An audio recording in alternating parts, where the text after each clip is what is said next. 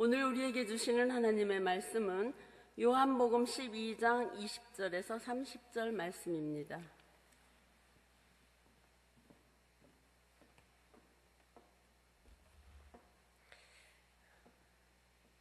명절에 예배하러 올라온 사람 중에 헬라인 몇이 있는데 그들이 갈릴리 베세다 사람 빌립에게 가서 청하여 이르되 선생이여 우리가 예수를 배웁고자 하나이다 하니 빌립이 안드레에게 가서 말하고 안드레와 빌립이 예수께 가서 여쭈니 예수께서 대답하여 이르시되 인자가 영광을 얻을 때가 왔도다.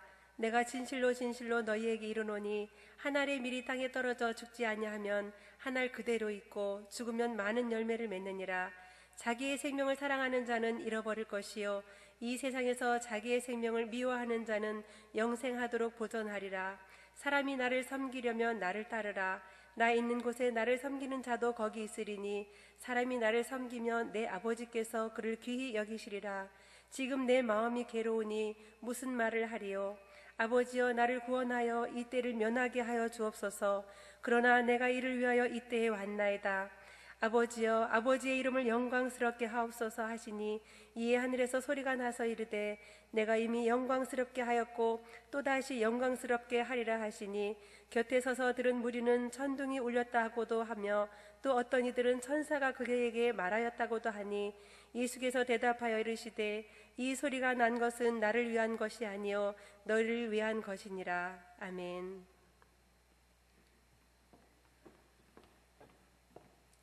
이제 오덕환 목사님 나오셔서 전파되어야 하는 진리라는 제목으로 하나님의 말씀을 전해주시겠습니다. 하나님 아버지, 오늘도 주님 앞에 나아갑니다. 성령님께서 이 시간 온전히 주장하여 주셔서 우리에게 말씀하시고자 하시는 바를 온전히 증거하게 하시고 또 듣게 하여 주시옵소서. 또 그 말씀 듣고 순종하며 살아가는 저희들 다 되게 해 주옵소서. 예수님의 이름으로 기도합니다. 아멘.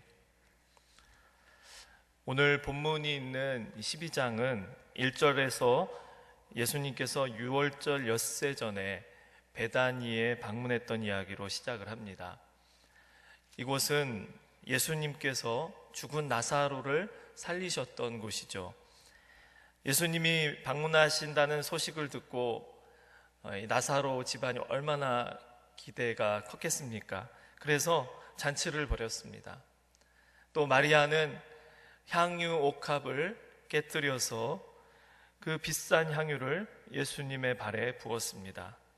얼마나 감사했겠어요. 죽은 형제 나사로, 온 지역의 수많은 사람들이 나사로의 장례식에 참여해서 그 무덤 문이 닫히는 것까지 봤던, 확실하게 죽었던 나사로가 살아난 것입니다. 이 사건은요, 단지 이 나사로 가족만의 사건이 아니었습니다. 그 베다니 지역 모든 사람에게 알려진 유명한 사건이었죠. 그리고 이 소문은 유대인들 전체에게 또한 알려진 사건이었을 겁니다. 이 나사로 사건이 얼마나 큰 사건이었는지 이 사건 때문에 많은 유대인이 예수님을 믿었다라고 말씀하고 있습니다. 11절에 보니까 나사로 때문에 많은 유대인이 가서 예수를 믿음이러라. 예수님에 대한 인기가 많아서 이 대제사장들과 종교 지도자들, 이러한 사람들이 예수님과 나사로까지 죽이려고 모의를 꾸미고 있었습니다. 그런데 그 이튿날, 바로 종려주일에 해당하는 날이죠. 그 이튿날 예루살렘에 입성하실 때 수많은 사람들이 예수님을 칭송했습니다. 호산나 찬송하리로다. 우리를 구원해 주십시오. 우리를 구원해 주십시오. 아마 예수님의 공생에 가장 최고의 인기를 누렸던 때가 바로 이러한 이때가 아니었을까 싶습니다. 유대인들은 예수님이 행하셨던 표적들을 보았고요, 예수님의 능력을 의심하지 않았습니다. 그들이 직접 보았고 체험했기 때문입니다. 예수님이라면 뭐든 하실 수 있는 분이기 때문에 군중 중에 하나가 예수님을 바라보면서 이렇게 외쳤을 거예요. 이 예수님이 바로 저 죽은 나사로를 살리셨던 분이십니다. 내가 직접 받고요, 여기 있는 사람들이 같이 받습니다. 저분이야말로 우리를 구원하실 수 있는 분이십니다. 자, 이러한 모습을 지켜보고 있던 바리새인들이 어떠한 생각을 했을까요? 우리 17절부터 19절까지 말씀을 읽어보겠습니다. 시작. 나사로를 무덤에서 불러내어 죽은 자 가운데서 살리실 때에 함께 있던 무리가 증언한지라. 이에 무리가 예수를 맞으면 이 표적 행하심을 들었음이로라. 바리새인들이 서로 말하되 볼지어다 너희 하는 일이 쓸데없다. 보라 온 세상이 그를 따르는도다 하니라. 여기서 19절만 현대인의 성경 번역을 보니까 이렇게 말하고 있습니다. 저것 보시오, 세상이 모두 저 사람을 따르고 있으니 이제는 다 틀렸소. 예수님에 대한 인기가 하늘을 찌르듯이 아주 치솟았어요. 그런데 유대인들이 예수님을 칭송하면서 우리를 구원해달라고 하는 것, 이거는 우리가 지금 알고 있는 구원과 다르다는 것 아실 겁니다. 정치적인, 군사적인 그 구원을 의미하는 것일 거예요. 근데 이러한 일을 예수님은 하실 수 있다라고 유대인들은 하나도 의심하지 않았을 것입니다. 자, 이러한 분위기 속에서 예수님에 대한 그 놀라운 어마어마한 기대를 지금 유대인들이 막 표현하고 있을 때 오늘 본문에 나오는 20절에 바로 한 부류의 사람이 등장하고 있습니다.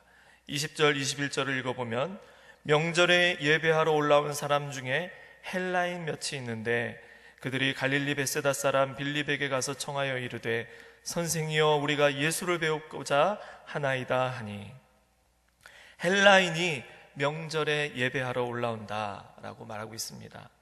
아마 이 사람이 이방인이지만 유대교로 개종했기 때문에 명절을 지키는 의무를 지키러 온 건지, 아니면 흩어져 살다가 절기를 맞이해서 예루살렘 성전에 예배하러 온 디아스포라 유대인인지 분명하게 나와 있진 않지만, 자, 이러한 헬라인이 예수님을 뵙고 싶다고 하는 거예요. 자, 어떤 부탁을 하려고, 어떤 목적을 위해서 예수님을 만나고자 했을까요? 정확한 이유는 우리가 모르지만 분명히 알 수 있는 것은요, 이 헬라인들에게 예수님에 대한 소문이 나기 시작했다는 거예요. 궁금한 거예요. 아니면 그 명절에 와가지고 예수님에 대한 소문이 막 일어나니까 이 헬라인들이 야, 예수님이 도대체 어떤 사람이야? 아마 그런 궁금증일 수도 있습니다. 오늘이야 뭐 인터넷에 올리기만 하면 실시간으로 우리가 정보를 접할 수 있잖아요. 근데 예수님 당시에는 어떠한 사건, 어떤 소문이 나면 아마 시간이 걸렸었을 겁니다. 헬라인들에게 예수님이 전파되었다. 자, 그렇다면 이 헬라인들에게 어떠한 모습으로 예수님이 전파됐을까요? 유대인들에게 전파된 것처럼 예수님이 행하셨던 표적들, 이 놀라운 표적들을 중심으로 예수님이 그렇게 전파되지 않았을까요? 여기 나오는 이 헬라인들이 예수님을 찾아서 어떠한 목적을 이루고자 했을까요? 아, 우리 형제 중에 정말 못 고칠 질병이 있어서 예수님 말씀만 하십시오. 유대인들에게 이런 일을 행하셨다면서요, 우리에게도 이런 일을 행해 주십시오. 예수님을 만나서 해결받고 싶은 게 있었을 겁니다. 이 헬라인들은 그래서 명절을 맞이해서 예수님을 찾았고 만나 뵙기를 제자들에게 요청하고 있어요. 자, 제자들은요, 예수님에게 이 사실을 알렸습니다. 그러자 예수님은 이 헬라인이 자신을 찾아온 것을 알고 이렇게 대답하세요. 우리 23절부터 25절까지 읽어보겠습니다. 시작. 예수께서 대답하여 이르시되 인자가 영광을 얻을 때가 왔도다. 내가 진실로 진실로 너희에게 이르노니 한 알의 밀이 땅에 떨어져 죽지 아니하면 한 알 그대로 있고 죽으면 많은 열매를 맺느니라. 자기의 생명을 사랑하는 자는 잃어버릴 것이요 이 세상에서 자기의 생명을 미워하는 자는 영생하도록 보존하리라. 인자가 영광을 얻을 때가 왔도다. 어떤 영광을 얻을 때가 왔다는 겁니까? 헬라인들로부터 온 제국의 수많은 백성들로부터 칭송을 받을 때가 왔다. 그런 것일까요? 아니겠죠. 유대인들로부터만이 아니라 헬라인에게도 예수님의 능력이 알려졌기 때문에 이제 본격적으로 어떻게 해요? 예루살렘을 찍고 로마 제국으로 이제 여행을 다니면서 그동안 행하셨던 그 놀라운 표적들을 이제 온 땅을 돌아다니면서 그 표적을 행하시는 것. 그래서 열방 가운데서 예수님이 정말 이러한 놀라운 표적들을 행하시는 분이시다, 이러한 것을 영광을 얻을 때가 왔다라고 말하는 것일까요? 아니죠. 예수님은 뒤이어서 말씀하십니다. 한 알의 밀이 땅에 떨어져 죽어야 많은 열매를 맺는다. 한 알의 밀이 땅에 떨어져야 열매를 많이 맺는다. 예수님은 유대인들이 또 헬라인들이 기대했던 것과 다른 말씀을 하시는 것 같아요. 예수님은 이 헬라인들이 아마 기대했던 그 대답을 하실 것 같은데 예수님은 가끔 이렇게 엉뚱하게 답하시는 것 같잖아요. 그죠? 예수님은 영광을 이야기하시면서 그 다음에 바로 무엇을 말씀하셨습니까? 죽음에 대해서 말씀하고 계신 거예요. 오늘날 우리는 알고 있습니다. 예수님이 왜 이 땅에 육신을 입고 오셨는지, 왜 십자가를 지시면서 고난을 감당하셨는지 알고 있습니다. 모든 인류의 죄값을 대신 치르시고 영원한 완전한 속죄를 이루기 위해서 이 땅에 인간으로 오셨고 십자가에서 죽으셨다는 거 우리 알잖아요. 우리가 전에 들은 이 예수님의 사역은 바로 이러한 구속 사역인 거예요. 우리를 구원하셨다는 겁니다. 모든 인류를 그분의 피로 구원하셨다는 거예요. 이런 구원의 역사를 이루기 위해서 예수님은 고난당하시고 십자가에 못 박혀 죽으신 것이죠. 자, 그런데 그 당시에 있었던 유대인들이나 헬라인들에게 알려진 예수님, 그 예수님이 어떠한 분이시라는 겁니까? 예수님은 표적의 사람이에요. 예수님은 무리를 걷는 능력자이십니다. 맹인을 고치시고 수십 년 동안 앓던 그 병을 고치셨던 분. 예수님은 여기서 말하면 함께 여기 있지도 않은데 저 멀리 다른 지역에 있는 병든 사람을 말씀으로만 고치셨던 능력을 가지신 분. 태어날 때부터 맹인된 자를 볼 수 있게 해주신 분.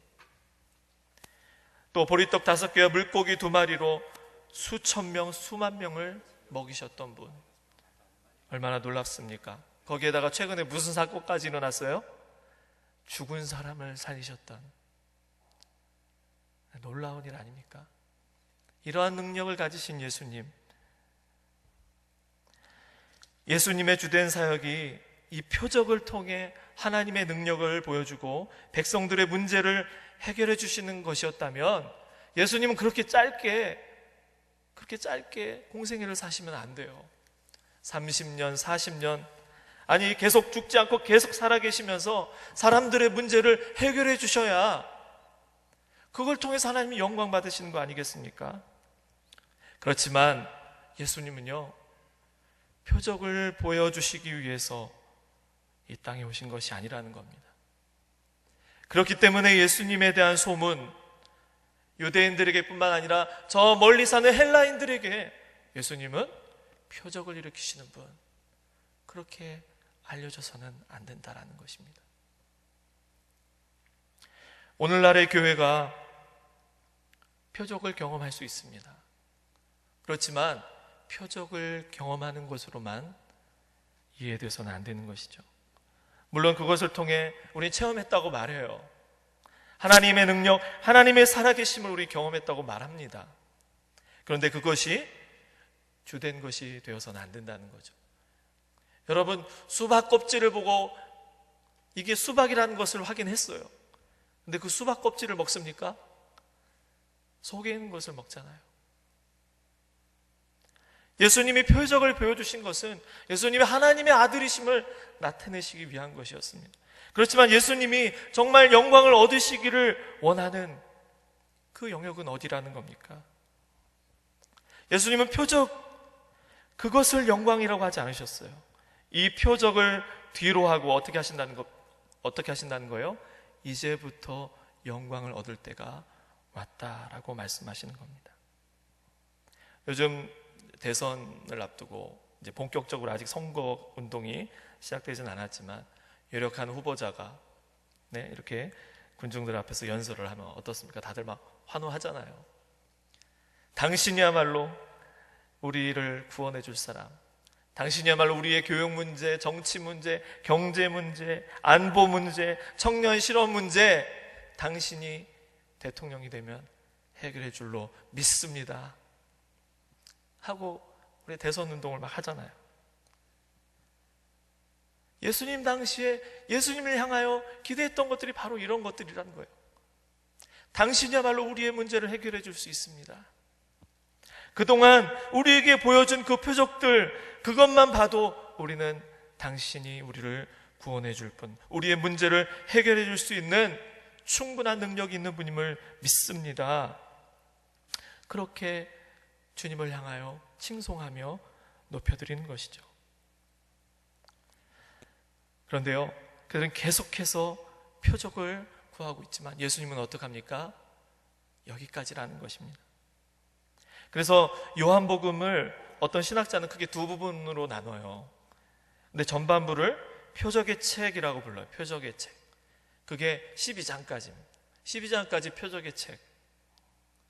그런데 13장부터는 뭐라고 부르냐면요, 영광의 책이라고 분류를 해요. 13장부터 본격적으로 무슨 내용이 나옵니까? 예수님이 고난당하시고 십자가에 못 박혀 죽으시고 부활하시는 그 내용이 나오잖아요. 근데 이게 영광이라는 것입니다. 예수님이 기도했습니다. 18절에서 아버지여, 아버지의 이름을 영광스럽게 하옵소서. 이렇게 기도하자 하늘에서 소리가 났습니다. 내가 이미 영광스럽게 하였고 또다시 영광스럽게 하리라. 이미 영광스럽게 한 것이 무엇일까요? 표적을 행하신 걸까요? 어떤 신학자가 이 영광을 뭐라고 하냐면요, 예수님의 성육신이다라고 말합니다.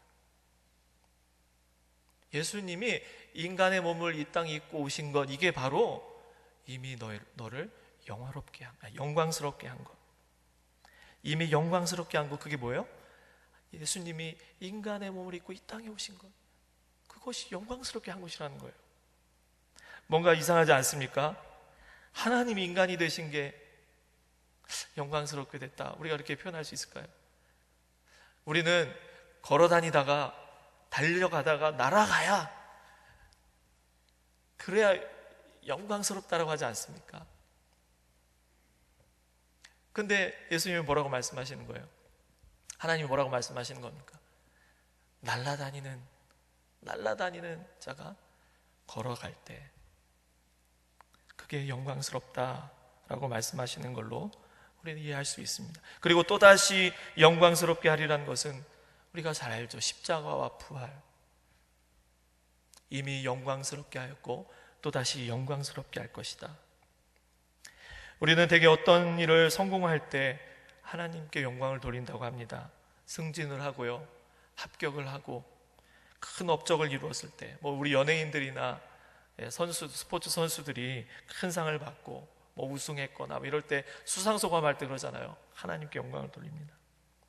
물론 이런 신앙 고백을 통해서 우리는 하나님께 영광을 돌릴 수 있습니다. 그런데요, 그것만이 하나님을 영광스럽게 하는 걸까요? 아니, 그것이 정말 하나님을 영광스럽게 하는 본질일까요?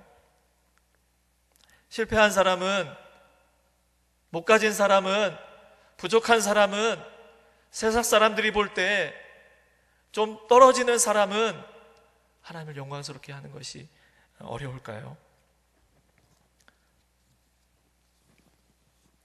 큰 성공을 이루어야만 하나님께 영광을 돌리는 것일까요?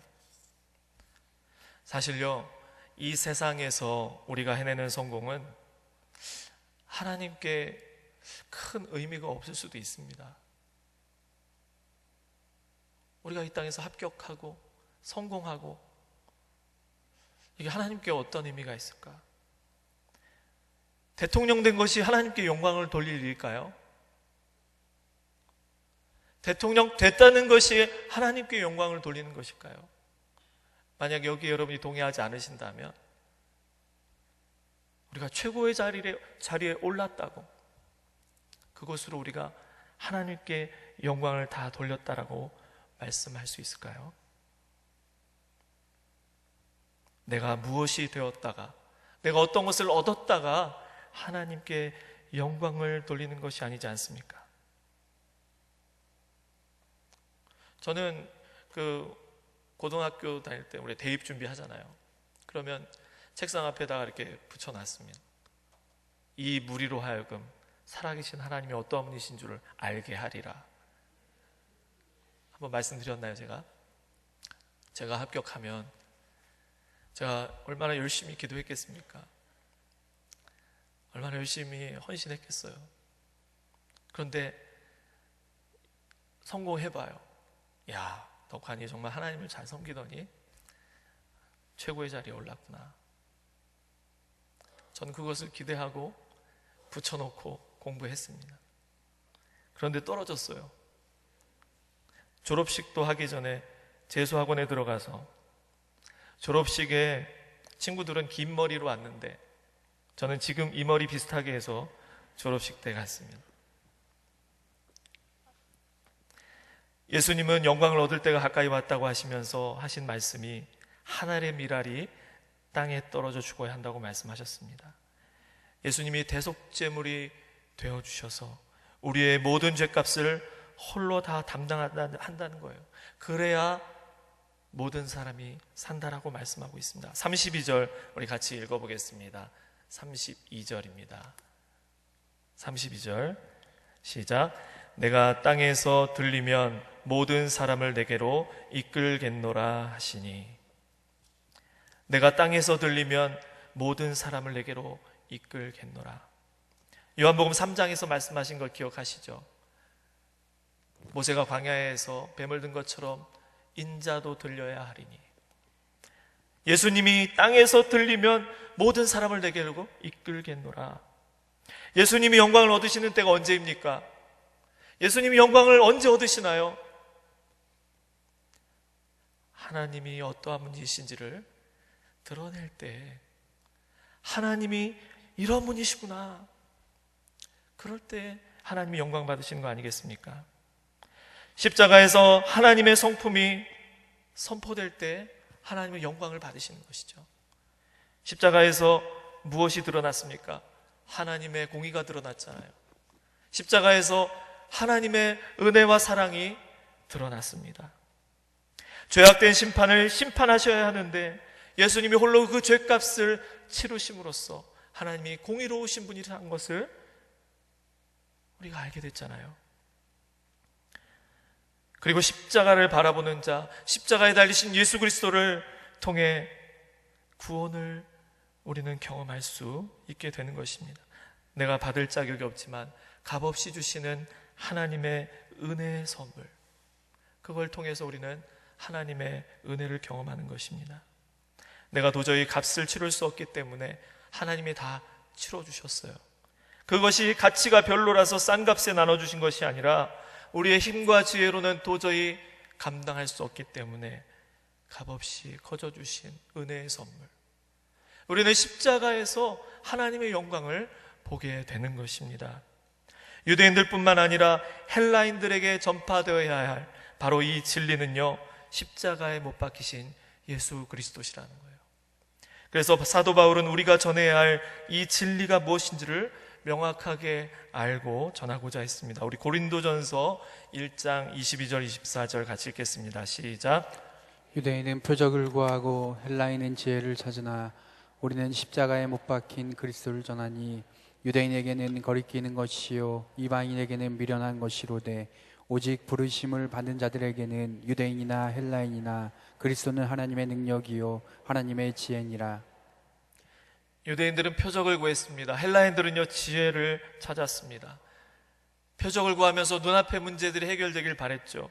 지혜를 통해서 구원받을 거라고 믿고 우주의 근원은 무엇인지, 세상의 근원은 무엇인지 연구하고 탐색했습니다. 여기 나오는 헬라인의 이야기를 통해서 아마 요한복음의 저자인 이 요한은요, 그가 염두에 뒀던 독자들에게 하고 싶은 메시지가 분명히 있었습니다. 이 복음서를 쓴 목적 다 아시죠? 요한복음 20장 31절에서 말씀하고 있지 않습니까? 오직 이것을 기록함은 너희로 예수께서 하나님의 아들 그리스도이심을 믿게 하려 하며 또 너희로 믿고 그 이름을 힘입어 생명을 얻게 하려 함이니라. 예수님이 부활 승천하신 지 50년, 60년이 지나가고 있을 때 예수님을 직접 본 사람이 거의 없어진 시대였어요. 근데 요한은 그의 독자들에게 말하고 싶었습니다. 그 시대 헬라인들에게 말하고 싶었어요. 예수님은 그냥 인간이 아니시다. 그냥 사람이 아니야. 예수님은 하나님의 아들이시다. 예수님은 그리스도시오. 내가 실제 옆에서 그분을 만져보기도 했고 그분의 음성을 곁에서 직접 듣기도 했어. 표적을 통해서 뭐라고 말해요? 예수님 봐라. 예수님은 정말 하나님이시지 않느냐. 그렇지만 그 하나님이신 예수님이 어떠한 길을 가셨냐? 하나님의 공의를 드러내시고 하나님의 은혜를 드러내시지 않았느냐? 그분을 믿는 것이 너희들이 진정한 생명을 누리는 것이다. 너희들이 지금 찾고 있는 지혜, 너희들이 구하고 있는 그 표적 다 내려놓으라는 거예요. 이러한 예수님을 우리는 알아야 되고 전해야 된다라는 것입니다. 거기에 하나님의 능력과 지혜가 있기 때문인 것이죠. 이것이야말로 바로 예수님이 영광을 얻으셨던 본질인 것입니다. 그렇다면 여러분, 우리는 어떠한 영광을 추구하고 있습니까? 우리의 삶을 통해 세상 가운데 드러내야 할 하나님의 영광은 도대체 무엇이 되어야 할까요? 우리는 어디에서 하나님의 영광을 볼 수 있나요? 누구의 성공을 보면서 정말 여러분들 하나님께 영광을 돌리나요? 그냥 배만 아프지 않습니까? 누가 땅 사면 정말 배 아픕니다. 누가 승진했다 그러면 시기심이 일어나죠. 무엇이 되었고 어떤 자리에 올랐다고 해서 어떤 것을 얻었다고 해서 우리가 정말 하나님께 영광을 돌리나요? 내가 그러한 것을 얻었고 그 위치에 올랐다고 해서 내가 하나님께 영광을 돌리는 것이 아니라 내가 그 자리에서 하나님의 성품을 나타내고 있다면, 내가 하나님의 정직을 드러내고 있다면, 하나님의 거룩함을 나타내고 있다면, 하나님의 용서를 그곳에서 드러내고 있다면 그것이야말로 하나님께 영광을 돌리는 줄로 믿습니다. 세상 가운데 전파되어야 할 진리가 바로 여기 있는 것입니다. 이 땅에서 누군가 예수님처럼 십자가를 지겠다고 나 자신을 죽이고 내가 미랄이 되겠다고 나 자신은 그 사람으로부터 하나님은 영광을 받으시는 것입니다. 내가 육체의 소욕을 따르지 않고 성령의 소욕을 따라 이 세상 사람들이 추구하는 그 가치, 표적을 따르는 것이 아니라 오늘 나에게 주시는 주님의 말씀에 귀 기울이면서 나의 십자가를 지고 주님이 걸어가셨던 그 길을 우리가 따를 수 있다면 그러한 삶을 사는 사람을 통해서 하나님이 영광 받으실 줄로 믿습니다. 저와 여러분 모두가 이런 하나님의 영광을 드러내는 삶을 사실 수 있기를 주님의 이름으로 축복합니다. 기도하겠습니다. 이 시간 다 같이 기도하실 때 말씀을 기억하시면서 주님, 내가 세상 사람들이 추구하고 찾는 표적과 지혜를 구하는 것이 아니라 주님이 진정 드러내고 싶으셨던 그 하나님의 그 성품들, 그것을 나타냄으로써 하나님께 영광을 돌리는 삶을 살게 하여 주시옵소서. 우리 같이 통성으로 기도하겠습니다. 하나님 아버지 감사합니다. 예수님께서 하나님의 아들이심을, 그리스도이심을 온전히 믿을 때 주님, 우리가 진정한 생명을 누리는 줄로 믿습니다. 주님, 주님께서 드러내셨던 그 영광, 십자가에서 보이셨던 그 하나님의 그 영광의 모습을 다시 한번 우리가 이 고난주간을 통하여 묵상하며 나아갑니다. 주님, 주님이 보여주셨던 그 영광을 우리도 드러내게 하여 주시옵소서. 베드로와 바울과 수많은 예수님의 제자들이 보여주었던 그 본을, 그 영광의 본을 우리도 드러내며 이 세상 가운데 살게 하여 주시옵소서. 하나님, 우리를 통하여 하나님 홀로 영광을 받으시옵소서. 이 세상 가운데 예수님이 어떠한 분이신지 온전히 증거되는데 우리의 삶이 쓰임받기를 원합니다. 우리의 삶을 통하여 우리가 전파하는 복음의 메시지를 통하여 주님 하나님의 영광과 하나님의 능력과 지혜가 드러난 그 십자가에 달리신 예수 그리스도가 온전히 전파될 수 있도록 주님 저희를 통하여 하나님 홀로 영광을 받아 주시옵소서. 계속해서 나라와 민족을 위해 기도하겠습니다. 특별히 대통령 선거를 이렇게 앞두고 있는데 하나님 정말 그리스도의 영광을 본받아서 십자가를 지고 자신을 낮추고 백성들을 위하여 희생하고 섬기는 지도자들이 세워지게 하여 주옵소서. 대통령들뿐만 아니라 그를 보좌하는 모든 참모들, 함께 일하는 그 모든 사람들이 이러한 정신을 가지고 일할 수 있도록 하나님 세워주시옵소서. 사역을 추구하지 아니하고 하나님의 성품을 드러내며 헌신하는 지도자들 우리에게 필요합니다. 하나님 세워주시옵소서. 계속해서 하나님 이 땅에 하나님의 나라가 온전히 임하게 하시고 이 천안아산 지역에 하나님 나라가 더 확장되게 하시고 이 일을 위하여 하는 우리 교회를 세우셨는데 하나님 우리 교회가 이 시대에 정말 구원의 방주로서 온전히 쓰임받게 하시고 세우신 우리 담임 목사님 더욱더 성령의 충만한 은혜를 갑절로도 하셔서 맡기신 사명 능력있게 감당케 도와주시옵소서. 또 우리 오늘 특성으로 주간 예배로 드리는 우리 태국 지역 하나님 그리스도의 성품 하나님의 성품을 드러내며 그 지역 가운데서 하나님께 영광을 돌리는 모든 지역 셀 되게 하여 주시옵소서. 우리 같이 통성으로 기도하고 또 특별히 하나님 우리가 리모델링과 또한 주차장 구입을 위해 기도하고 있습니다. 하나님 이 일을 통하여 하나님 영광을 받으시옵소서. 더 많은 영혼들 주님 품고 그들을 주님께로 온전히 올려드리는 우리 교회 이 일을 위해 준비할 수 있는 그러한 우리 세대가 되게 하여 주시옵소서. 우리 같이 통성으로 기도하겠습니다. 하나님 아버지 감사합니다. 이 나라의 민족을 주님 손에 의탁합니다. 특별히 하나님 대선을 준비하고 있습니다. 하나님 정말 하나님의 성품을 드러낼 수 있는 정말 희생하고 섬기고 자신을 낮추고 미랄이 되고자 하는 지도자들 하나님 우리 가운데 허락하여 주시옵소서.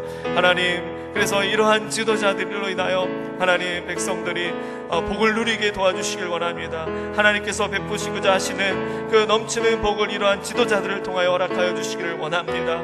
이를 위해서 주님 특별히 한국교회가 더 앞장서서 기도하며 낮아지고 그리스도의 성품을 드러내며 주님 이 세상 가운데 하나님의 성품을 나타내는 하나님께 온전히 영광 돌리고 이 땅 가운데 하나님의 영광을 나타내는 우리 한국교회 되게 하여 주시옵소서. 특별히 하나님 우리 교회를 이 땅 가운데 세우셨는데 이러한 하나님의 성품을 나타내도록 하나님께 온전히 영광 돌리도록 우리 교회를 세우신 줄로 믿습니다. 비전 만천백을 속히 이루어주시고 이를 위해 세우신 우리 담임 목사님 성령의 충만한 능력을 갑절로 얻으셔서 하나님 온전히 쓰임받는 신실한 종으로 더욱더 넘치도록 기름 부어 주시옵소서. 함께 주님 섬기고자 부름받은 이 모든 직분자들 성도들 하나님 그리스도의 그 길을 따라가게 하여 주시옵소서. 주님께서 그 영광의 길을 걸으셨던 것처럼 저희들도 그 길이 영광의 길인 줄 알고 십자가를 지고 따르게 하시며 또 특별히 태국 지역 가운데 함께 하여 주셔서 그 지역이 주님 그 십자가의 복음이 온전히 전파되고 놀랍게 복음의 역사가 나타나는 그러한 은혜가 넘치는 하나님의 성품이 드러나는 지역이 되게 하여 주시옵소서. 특별히 하나님 리모델링과 주차장 구입을 위하여 저희들이 온 성도들이 함께 기도하며 헌신하고 있습니다. 이 헌신이 바탕이 되어서 하나님 이 지역의 수많은 영혼들을 주님 앞으로 인도하는 그러한 놀라운 생명의 역사가 나타나는 우리 교회가 되게 하여 주시옵소서. 예수님의 이름으로 기도합니다.